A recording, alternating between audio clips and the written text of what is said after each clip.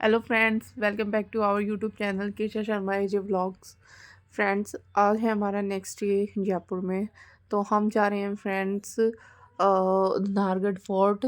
अभी हमने कल विज़िट करा था आमेर फोर्ट और आज हम निकले हैं नाहरगढ़ फोर्ट के लिए। और ये बिल्कुल जंगल में से होता हुआ ऊंचाई पर पहाड़ों के बीच में बना हुआ है और ऐसा लग रहा है जैसे कि हम पहाड़ों में चलते जा रहे हैं। फीलिंग ऐसी आ रही है जैसे हम शिमला में पहुंच गए हों। एंड फ्रेंड्स, आज काफ़ी ठंड है।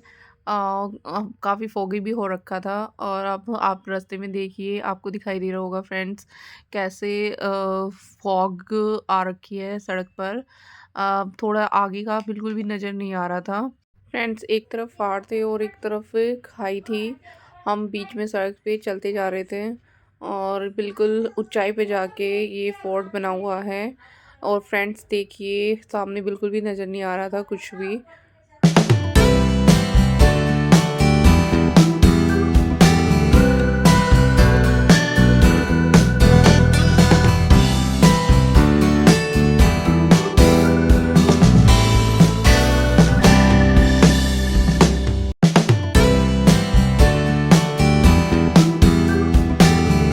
हम पहुंच गए हैं फोर्ट में और फ्रेंड्स ये है फोर्ट का मेन गेट।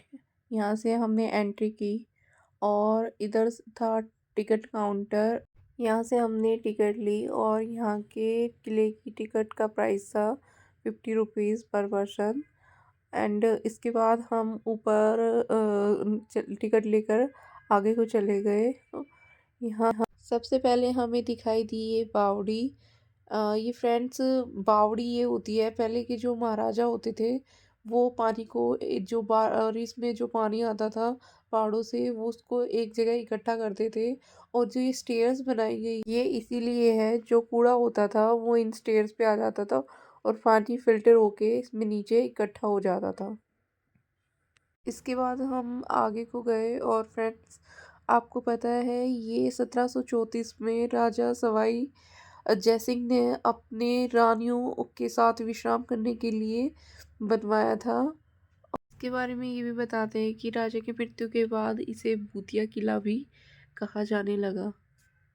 हम मेन गेट पर पहुंच गए थे। यहाँ पर ये तोपें बनी हुई थी तो हमने यहाँ पर कुछ पिक्स क्लिक कराई। यहाँ पर इस किले के बारे में पूरा लिखा हुआ था एंड इसके बाद हम अंदर गए। बताया जाता है कि राजा की 9 रानियां थी। इनमें से 7 रानी थी और 2 पटरानी थी। सभी रानियों के अलग अलग रूम बने हुए थे। 7 रानियों के तो आमने सामने रूम है फ्रेंड्स, और 2 पटरानियां थी, उनके मेन अलग से 2 रूम थे। और इनमें एक स्नान गृह एंड एक रसोई घर भी है। दीवारों पर अलग अलग तरह की चित्रकारी की गई थी। पहले ज़माने में कलर जो बनाए जाते थे वो जैसे हल्दी से, पेड़ों के पत्तों से, अलग अलग चीज़ों से बनाकर रंग बनाए जाते थे। ये होता था रसोई घर। यहाँ रानियाँ अपना मसाला रखती थी कि इन खिड़कियों में सामान जो रसोई में यूज़ होता था वो। और ये होती थी पुराने ज़माने की चिमनी। यहाँ पर आग जलाई जाती थी और जो छेद दिख रहे हैं उनसे धुआं ऊपर होकर बाहर निकलता था। एंड यहाँ पर रानी अपना जो किचन का सामान होता था वो रखती थी। ये है रानी का ड्रेसिंग रूम। यहाँ पर रानियाँ अपनी तैयार होती थी और अपना सामान इन अलमारियों में कपड़े रखे जाते थे। और रानियों के साथ एक एक दासियाँ भी होती थी। दासियों का भी रूम इधर रानी के साथ ही एक रूम होता था। ये है फ्रेंड्स रानी का बेडरूम। यहाँ पर रानी सोया करती थी। ये काफ़ी प्यारी चित्रकारी में इसको सजाया गया है।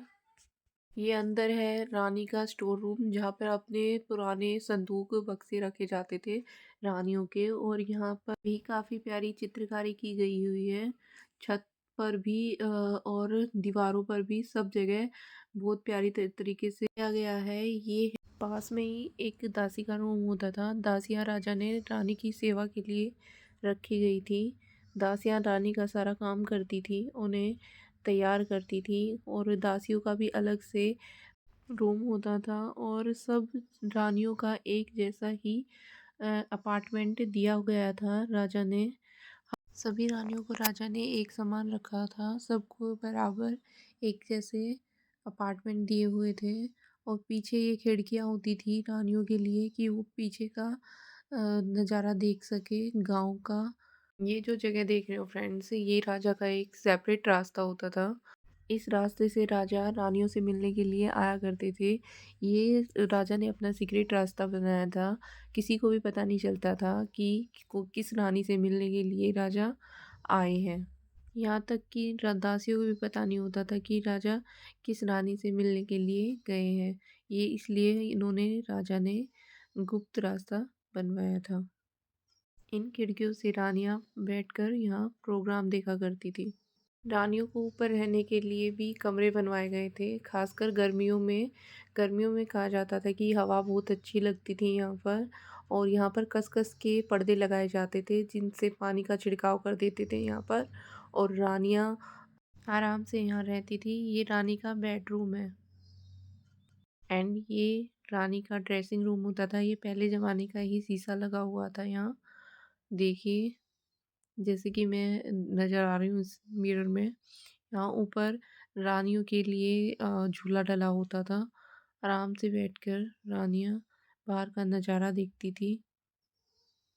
यहाँ से पूरा जयपुर नज़र आता है। ये किला जयपुर से पूरा 600 फुट की ऊंचाई पर है। ये दरवाजे आपस में कनेक्टेड हैं। और गिशा फ्रेंड्स देखो, यहाँ पर बाहर का व्यू देख रही थी। हमने ये देखा फ्रेंड्स कि एक रूम का दरवाज़ा दूसरे रूम से कनेक्टेड था, और हम कहीं से भी एंट्री करके कहीं से भी बाहर निकल जाते थे। एक कहते हैं ना, एक भूल भुलैया टाइप, ये बिल्कुल वैसा ही था भूल भुलैया। राजा ने ऐसे बनवा रखा था कि बिल्कुल ही कनेक्टेड।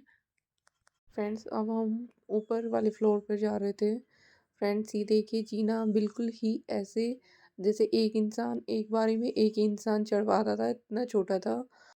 ऊपर से पूरे किले का व्यू नज़र आ रहा था। ये देखिए फ्रेंड्स, कैसा लग रहा था।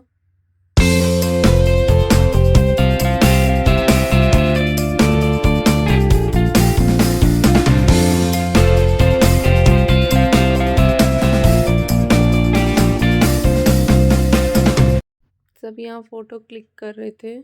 और ये देखिए फ्रेंड्स, यहाँ से पूरा जयपुर नज़र आ रहा था। फ्रेंड्स, उस दिन थोड़ा सा फोगी था इसलिए पूरा क्लियर नज़र नहीं आ रहा, नहीं तो काफ़ी यहाँ से जब फोगी नहीं होता तो काफ़ी अच्छा पूरा क्लियर नज़र आता है। इसके बाद फ्रेंड्स हम नीचे आ गए थे। यहाँ पे आगे को जाके एक सनसेट पॉइंट आता है। इसके बाद हमें कुछ खाना पीना था, इसके लिए हम थोड़ा सा पीछे जा रहे थे खाने के लिए।